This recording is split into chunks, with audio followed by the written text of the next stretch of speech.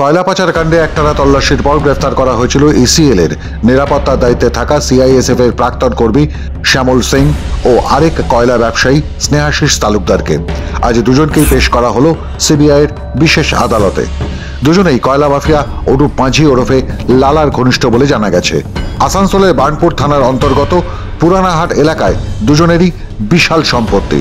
শ্যামলের বাড়ি থেকে ঢিলছোড়া দূরত্বে কয়লা ব্যবসায়ী স্নেহাশিসের বাড়ি। মালদার রতুয়াতেও শ্যামল সিং এর দুটি প্রাসাদোপম বাড়ি রয়েছে। সেখানেও বৃহস্পতিবার তল্লাশি চালায় সিবিআই।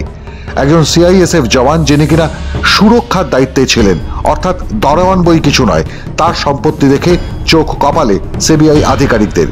আর স্নেহাশিস লালা ওরফে অনুপ মাঝির টাকা পয়সা সংক্রান্ত বিষয়ে দেখভাল করতেন বলে তদন্তকারীরা জানতে পেরেছেন। বৃহস্পতিবারই দুজনকে আটক করে সিবিআই।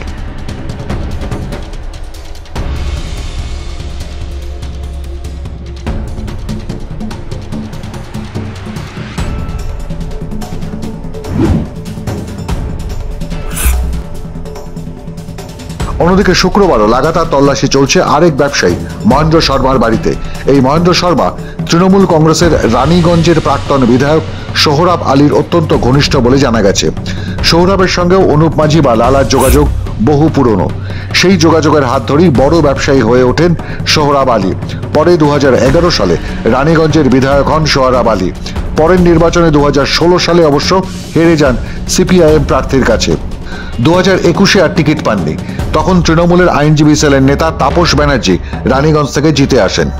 এলাকার তৃণমূল সূত্রে খবর, অনুপ মাঝি ওরফে লালার আশীর্বাদেই বর্তমান বিধায়ক তাপসবাবুও ধন্য। বৃহস্পতিবার তল্লাশি চলেছিল সোহরাবের আরেক ঘনিষ্ঠ ধরমপুরের লোহা ব্যবসায়ী সৈয়দ ইমতিয়াজ আহমেদের বাড়িতে। ইমতিয়াজের হিসেব রক্ষক পঙ্কজ আগরওয়ালের বাড়িতেও তল্লাশি করে সিবিআই। তখনই তল্লাশি শুরু হয় শিল্পপতি মহেন্দ্র শর্মার বাড়িতেও। সেই তল্লাশি আজ সকালেও চলছে।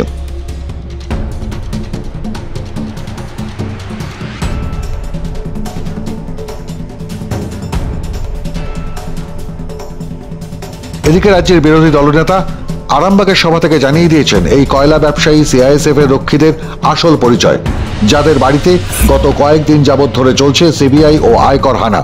যেখানে আইটি রেড হচ্ছে, অনুপ মাঝি ঘনিষ্ঠ বিভিন্ন ব্যবসায়ীর, টাউন মাঝি ঘনিষ্ঠ আমি জানি না, এরা সব তৃণমূল ঘনিষ্ঠ। ইমতিয়াজ তৃণমূলের বড় নেতা, মলয় ঘটকের ফান্ডার। সোহরাব তৃণমূলের এক্স এমএলএ।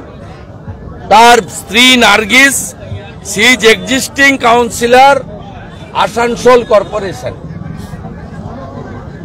মালদার শ্যামল সিং সিআইএসএফ এর প্রাক্তন কর্মী, এলাকায় রতুয়ায় তৃণমূল নেতা হিসেবে পরিচিত। কোন মাঝি কার কি জানার দরকার নেই। তৃণমূলের চোরেদের উপরে একেবারে সঠিকভাবে ভারতবর্ষের যারা দায়িত্বে আছে এই বেআইনি সম্পদ উদ্ধার করার, তারা অ্যাকশন নিচ্ছে।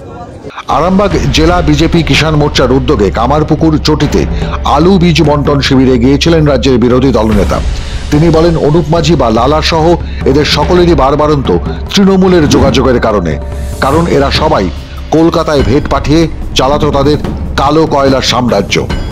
মাধ্যম ব্যুরো রিপোর্ট।